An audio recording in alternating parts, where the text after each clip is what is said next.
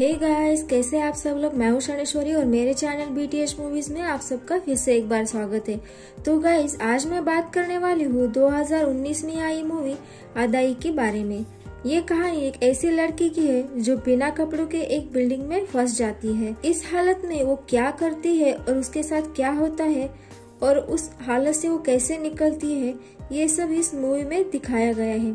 तो गाइस, आपने अगर अभी तक मेरे चैनल को सब्सक्राइब नहीं किया तो प्लीज कर लेना और बेल आइकन भी दबा देना, ताकि मैं जब भी नई वीडियो अपलोड करूं तो वो सबसे पहले आपके पास पहुंचे। तो गाइस, शुरू करते हैं हमारी मूवी एक्सप्लेनेशन। मूवी की शुरुआत में हमें एक कहानी बताई जाती है जिसमें पुराने जमाने में निचली जात की औरतों से ब्रेस्ट टैक्स लिया जाता था, जिसका विरोध करने के लिए नंगेली नाम की एक लड़की सामने आती है, लेकिन उसे धमकाया जाता है। जब उसे टैक्स के लिए फोर्स किया जाता है तो वो अपने ब्रेस्ट ही काट देती है, जिससे उसकी बहुत खून बहने की वजह से मौत हो जाती है। उसने अपना बलिदान दिया होता है इस प्रथा को मिटाने के लिए। इस कहानी से हमें ये बताया जाता है कि हम जिस तरह आज जिंदगी जी रहे आजादी से, ये जिंदगी जीने के लिए बहुत सारे लोगों ने अपना बलिदान दिया है। इसके बाद हम एक आदमी को देखते हैं जो रात में ऑफिस के बाद अपने घर जा रहा था। तभी उसके सामने धुआं हो जाता है और उस धुएं में से एक लड़की निकलती है जिसने जोकर की कॉस्ट्यूम पहनी होती है। वो लड़की हैमर लेकर उसे मारने के लिए दौड़ती है। वो आदमी डर के मारे वहाँ से भागने लगता है कि तभी वहाँ से एक और आदमी आ जाता है। अब दोनों मिलकर उसे मारने के लिए दौड़ते हैं। फिर हमें पता चलता है कि वो एक प्रैंक था। ये लोग ऐसे ही लोगों से प्रैंक करते थे।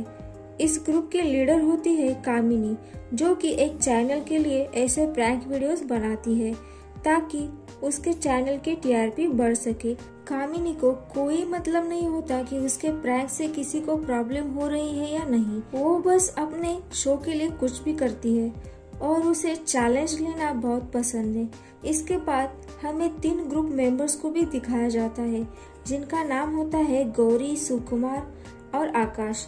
ये सब आपस में बात कर रहे होते हैं कि तभी उनका बॉस वहाँ पर आ जाता है और उन्हें बताता है कि जल्दी सारा काम खत्म करो क्योंकि ये ऑफिस दूसरी बिल्डिंग में शिफ्ट हो रहा है। इसके बाद कामिनी को दिखाया जाता है जो बस अभी सोकर उठी है। उसकी माँ चाहती है कि वो कभी साड़ी पहने और अच्छे से रहे और प्रैंक करना छोड़कर एक न्यूज एंकर बन के दिखाए, लेकिन कामिनी उनके उम्मीदों से बिल्कुल अलग है। वो बस मौज मस्ती और फ्रेंडशिप इसमें ही गुम रहती है। घर से निकलकर वो ऑफिस जाती है जहाँ वो जेनी से मिलती है। जेनी एक न्यूज एंकर होती है। कामिनी उसका मजाक उड़ाकर बोलती है कि तुम्हारा काम तो बहुत ही आसान है, बस बैठे बैठे न्यूज पढ़ते रहो। जेनी उसे कहती है कि जितना तुम्हें दिखता है उतना भी आसान नहीं होता, आगे सब कुछ ध्यान रखकर करना पड़ता है। एक भी गलती हुई तो नौकरी गई। फॉरेन में तो कई न्यूज एंकर जिन्हें बिकनी पहनकर न्यूज पढ़नी पड़ती है। तुम्हें तो वही कर लेना चाहिए क्योंकि साड़ी पहनकर तो तुमसे नहीं होगा। कामिनी उसे ऐसा करने का चैलेंज करती है। जेनी जल्दी में होने की वजह से वहाँ से निकल जाती है।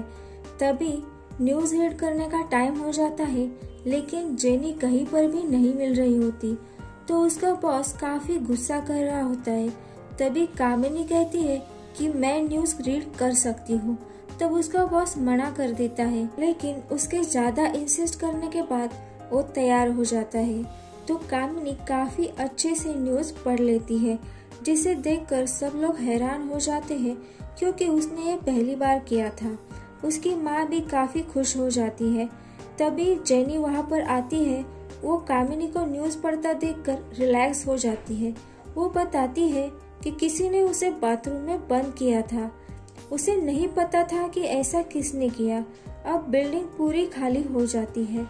अब वो सब बिल्डिंग के बाहर खड़े होते हैं और इस बिल्डिंग में बिताई अपनी यादों को याद कर रहे होते हैं। तभी गौरी के मन में एक ख्याल आता है। वो कहता है कि इतने सालों से हमने यहाँ पर काम किया है, क्यों ना आज रात यहाँ पर पार्टी की जाए। कामिनी का बर्थडे भी होता है तो वो सब लोग मान भी जाते हैं। सब लोग वहाँ पर ड्रिंक पार्टी कर रहे होते हैं। तभी कामिनी को उसके माँ का कॉल आता है। कामिनी उन्हें बताती है कि वो कल सुबह घर आएगी। उसकी माँ उस पर काफी गुस्सा हो जाती है क्योंकि उन्हें पता चल जाता है कि कामिनी ने ड्रिंक किया है। कामिनी कहती है कि माँ, आज मैंने आपके लिए साड़ी पहनकर एंकरिंग भी की, जिसके लिए मुझे जेनी को बाथरूम में बंद भी करना पड़ा, लेकिन फिर भी आप खुश नहीं हो। ये बात वहाँ पर सब लोग सुन लेते हैं। तब जेनी काफी गुस्सा हो जाती है और पूछती है कि तुमने ऐसा क्यों किया। तब कामिनी कहती है कि तुमने मुझे चैलेंज किया था और मुझे चैलेंज बहुत पसंद है। तब जेनी कहती है कि चैलेंज तो मैंने तुम्हें बिना कपड़ों के एंकरिंग करने का दिया था, जो तुमने नहीं किया। तब कामिनी वहीं पर अपने कपड़े उतारकर एंकरिंग करना शुरू करती है। ये देखकर जेनी को और गुस्सा आ जाता है और वो कामिनी से लड़ने लगती है। तभी सब लोगों को अजीब सा फील होना शुरू हो जाता है। उनको अलग ही विजन आना शुरू हो जाते हैं। कामिनी बाथरूम में चली जाती है, उसे भी अजीब विजन आ रहे थे। जब सुबह होती है तो कामिनी सोकर उठती है, लेकिन वो खुद को देखकर शॉक हो जाती है क्योंकि वो बिना कपड़ों के उसी बिल्डिंग में लेटी होती है। उसे कुछ भी समझ में नहीं आता कि हुआ क्या है। वो रात के इंसिडेंट को याद करने की कोशिश करती है तो उसे ऐसा लगता है कि जेनी ने बदला लेने के लिए उसके साथ ऐसा किया है। वो पूरे ऑफिस में अपने कपड़े ढूंढने लग जाती है, पर उसे वो कहीं भी नहीं मिलते। उसको अपने बॉडी को ढकने के लिए एक कागज का टुकड़ा भी नहीं मिलता। तभी उसे कांच का एक बड़ा सा टुकड़ा दिखता है, जिससे वो अपने बॉडी को ढककर छत पर जाती है कि शायद उसे वहाँ कोई कपड़ा मिल जाए पहनने के लिए, पर वहाँ पर भी उसे कुछ नहीं मिलता। उस बिल्डिंग के सामने वाले बिल्डिंग में काम करने वाले एक एम्प्लॉय की नजर वहाँ पर जाती है। उसे लगता है कि उस बिल्डिंग में जरूर कोई है, क्योंकि कामिनी ने जो कांच का टुकड़ा हाथ में पकड़ा हुआ था वो चमक रहा था। तभी डर के मारे कामिनी के हाथ से वो कांच नीचे गिरकर टूट जाता है। अब वो काफी हताश हो जाती है। अब उसे प्यास भी लग रही थी तो वो पानी पीने चली जाती है। अब वो एम्प्लॉय उस बिल्डिंग में जाता है ये चेक करने के लिए कि वाकई में वहाँ पर कोई है या नहीं। तो वो वहाँ का डोर बंद कर देती है क्योंकि वो वहाँ पर बिना कपड़ों की थी। वो रिस्क नहीं ले सकती थी कि आने वाला इंसान उसकी मदद करेगा या फिर उसकी ऐसी हालत का फायदा उठाएगा। वो एम्प्लॉय वहाँ पर आकर काफी देर दरवाजा खटखटाता है, लेकिन उन्हें कोई भी जवाब नहीं मिलता तो वो वहाँ से चला जाता है। अब कामिनी को अपने फोन की घंटी सुनाई देती है। वो उसे ढूंढ लेती है, जिसमें उसकी माँ का कॉल आ रहा था, लेकिन वो उसे उठाती नहीं। वो अपने बॉयफ्रेंड दीपक को कॉल लगाती है, लेकिन उसका बैलेंस लो था, जिसकी वजह से वो कॉल नहीं लग पाती। फिर वो कस्टमर केयर में कॉल करके रिचार्ज करने के लिए कहती है, लेकिन वो प्रैंक कॉल समझकर कॉल काट देते हैं। तब वहाँ उसे फूड डिलीवरी का एक पैम्पलेट मिलता है, जिसमें टोल फ्री नंबर लिखा होता है। वो उस पर कॉल करके फूड ऑर्डर कर देती है। वो रिक्वेस्ट करती है कि किसी डिलीवरी गर्ल को भेज दे, लेकिन उनके यहाँ कोई भी डिलीवरी गर्ल अवेलेबल नहीं होती। फिर कामिनी किसी को भी भेजने के लिए बोलती है। अब कामिनी अपनी सेफ्टी के लिए लोहे का रॉड पकड़कर दरवाजे के पास खड़ी हो जाती है। जब डिलीवरी बॉय आता है तो वो डोर खोलती है। जैसे ही डिलीवरी बॉय अंदर आता है वो अपने आप नीचे गिर जाता है और उसके सर से खून निकलने लगता है। कामिनी जब ये सब देखती है वो कोई लड़का नहीं लड़की होती है। उसे समझ में नहीं आता कि आखिर हुआ क्या है। वो उसकी चिंता किए बिना उसके कपड़े उतारने लगती है खुद पहनने के लिए। तभी उस लड़की को होश आता है और वो कामिनी के हाथ को पकड़ लेती है। घबराहट में कामिनी उसे उस रॉड से उसके सर में मार देती है, जिससे वो लड़की बेहोश हो जाती है। अब उस बिल्डिंग में दो आवारा लड़के मस्ती करने के लिए घुस आते हैं। जब वो ऊपर आते हैं तो उन्हें उस लड़की की लाश मिलती है। कामिनी उन्हें देखकर चुप गई होती है। लड़के जब पुलिस को इन्फॉर्म कर देते हैं तो पुलिस वहां आकर पूरी बिल्डिंग की छानबीन शुरू कर देती है और लड़की की बॉडी को हॉस्पिटल भेज देते हैं। कामिनी किसी भी तरह से उनसे बचकर छुप जाती है। रात होने पर वो बाहर निकलती है तो वो देखती है कि 2 पुलिस वाले उसी बिल्डिंग के नीचे रुके हुए हैं। तभी पुलिस वालों को कोई कॉल आ जाता है और वो वहाँ से निकल जाते हैं। बाहर जाकर एक पुलिस वाले को लगता है कि उसने किसी को बिल्डिंग में देखा है, तो वो दोबारा वहाँ पर आकर छानबीन करने लगता है। कामिनी उसे चुप कर ही रहती है। फिर वो लोग वहाँ से चले जाते हैं। अगली सुबह उसके फ्रेंड सुकुमार का कॉल आता है। वो उसे हेल्प के लिए बोलती है, पर उसके दोस्त खुद ही मुसीबत में फंसे होते हैं। उस रात जब वो दारू के नशे में घर जा रहे होते हैं तो उन्होंने पुलिस से ही पंगा लिया था, इसलिए वो लोग अब जेल में थे। चाहकर भी वो कामिनी की हेल्प नहीं कर सकते थे। उधर कामिनी के वापस न आने पर उसकी माँ काफी परेशान हो रही होती है। अब कामिनी बाहर जाने का फैसला कर लेती है, तो वो डोर को नॉक खोलकर बाहर जाती है और डस्टबिन में कुछ पहनने के लिए ढूंढती है, लेकिन वहाँ के सारे कुत्ते उसे वहाँ से दौड़ा देते हैं। फिर वो डर के मारे वापस आकर बाथरूम में छिप जाती है। अब कामिनी की माँ पुलिस स्टेशन जाती है उसकी मिसिंग रिपोर्ट लिखवाने के लिए। वहाँ हम देखते हैं कि उसके दोस्त पुलिस से पिट रहे होते हैं, क्योंकि उन्होंने उस रात पुलिस वालों की वीडियो बनाकर सोशल मीडिया पर डाली थी। कामिनी को बाथरूम में टॉयलेट पेपर दिखता है, तो वो उसे अपनी बॉडी पर लपेट लेती है और लोहे की रॉड लेकर बाहर निकल पड़ती है। उसे देखकर सारे कुत्ते भाग जाती है। बाहर जाना चाहती थी, लेकिन बारिश की वजह से नहीं जा सकती, क्योंकि बारिश की वजह से टॉयलेट पेपर पिघल जाता। इसलिए वो वही लगी पुलिस की ट्रिप्स अपने ऊपर लपेटकर बाहर निकल जाती है।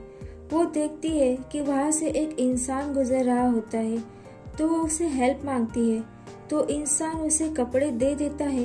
तभी कामिनी देखती है कि ये तो वही लड़की है जो फूड डिलीवरी देने आई थी। अब उन दोनों में काफी भयानक लड़ाई शुरू होती है। कामिनी पूछती है कि उसने उसके साथ ऐसा क्यों किया। तब लड़की बताती है, तुम्हारी प्रैंक करने की वजह से मेरे लाइफ का 1 साल बर्बाद हो गया। फिर वो अपनी कहानी बताती है कि वो एक दिन जब अपने यूपीएससी का एग्जाम देने जा रही थी, तब उसने एक लड़की को रोड पर देखा जो जख्मी थी, तो उसे हेल्प करने के लिए वो रुक गई और उसे हॉस्पिटल पहुंचाने के लिए पूरी कोशिश करने लगी। लेकिन तब उसे पता चलता है कि वो एक प्रैंक चल रहा था और प्रैंक करने वाली कोई और नहीं बल्कि कामिनी ही थी। इस वजह से उसका यूपीएससी का एग्जाम छूट गया और उसके 1 साल की पूरी मेहनत बर्बाद हो गई। तब कामिनी कहती है कि बस एग्जाम छूट जाने से तुमने इतना कुछ कर डाला। तो वो लड़की कहती है कि तुम्हारे लिए होगा छोटा सा एग्जाम। इस एग्जाम को पास करने के लिए लोग अपनी जान लगा देते हैं। वो ये भी बताती है कि एक दिन उसकी माँ रोड पर चक्कर आकर गिर गई थी। एक लड़का उसे मदद करने के लिए आता है, लेकिन बाद में उसे लगता है कि ये कोई प्रैंक है, तो वो मदद करने की बजाय फोटो खींचने लगता है। तुम्हारी इस हरकतों की वजह से अब लोग रियल और प्रैंक में फर्क करना भूल चुके हैं। प्रैंक वो नहीं होता कि लोगों के लाइफ में प्रॉब्लम हो जाए। तुम लोग अपने लाइक और फॉलोअर्स बढ़ाने के लिए कुछ भी कर रहे हो। तुम लोग ये नहीं सोचते कि तुम जो ये कर रहे हो इसके वजह से किसी को नुकसान पहुंच सकता है। वो कहती है कि जो फ्रीडम तुम्हें मिली है उसका मिसयूज करना बंद करें। मेरा एग्जाम क्लियर नहीं हो पाया, इसलिए मैं फूड डिलीवरी गर्ल बन गई। फिर एक दिन मैंने तुम्हें देखा, फिर सोचा कि एक दिन मैं तुम्हें ये रियलाइज जरूर करा दूंगी कि खुद के साथ ऐसा होता है तो कैसा महसूस होता है। वो ये भी कहती है कि एक टाइम लड़कियों ने अपने बदन को ढकने के लिए लड़ाई भी लड़ी थी और आज लड़कियां अपने बदन को दिखाने के लिए लड़ाई लड़ रही है। ये सब उसने इसलिए कहा था क्योंकि उस बिल्डिंग में कामिनी को ये कहते हुए उसने ये सुन लिया था और उसने ये भी सुना था कि उसे चैलेंजेस बहुत पसंद है और वो चाहे तो पूरी रात बिना कपड़ों के इस बिल्डिंग में रह सकती है, इसलिए उसने उसके साथ ऐसा किया था। तभी हमें पता चलता है कि डिलीवरी गर्ल का नाम रंगेली होता है। वो कामिनी से सॉरी भी बोलती है क्योंकि वो उसके साथ कुछ बुरा नहीं करना चाहती थी। अब कामिनी को अपनी गलती का एहसास हो गया था वो उसे कुछ भी नहीं कहती और उसे गले लगा लेती है। अब हमें कुछ टाइम बाद का सीन देखने को मिलता है। कामिनी प्रैंक शो छोड़कर एक स्टिंग ऑपरेशन का काम चालू कर देती है और नंगेली अपनी यूपीएससी की पढ़ाई में बिजी हो जाती है। और गाइस, यहाँ पर मूवी खत्म हो जाती है। तो दोस्तों, हमें इस मूवी से बहुत कुछ सीखने को मिलता है कि अभी लोग इतना स्वार्थी हो चुके हैं कि कुछ चंद लाइक पाने के लिए बहुत लोगों का वो दिल दुखा भी देते हैं और बहुत लोगों के साथ वो बुरा भी करते हैं। तो हमें इसके बारे में बहुत सोचने की जरूरत है गाइस। तो आई होप गाइस मेरा ये वीडियो आपको अच्छा लगा होगा। अच्छा लगा तो प्लीज मेरे चैनल को सब्सक्राइब करना, वीडियो को लाइक करना और हाँ, वीडियो को शेयर करना मत भूलना। मैं आपसे मिलूंगी नेक्स्ट वीडियो में। तब तक के लिए bye bye and take care.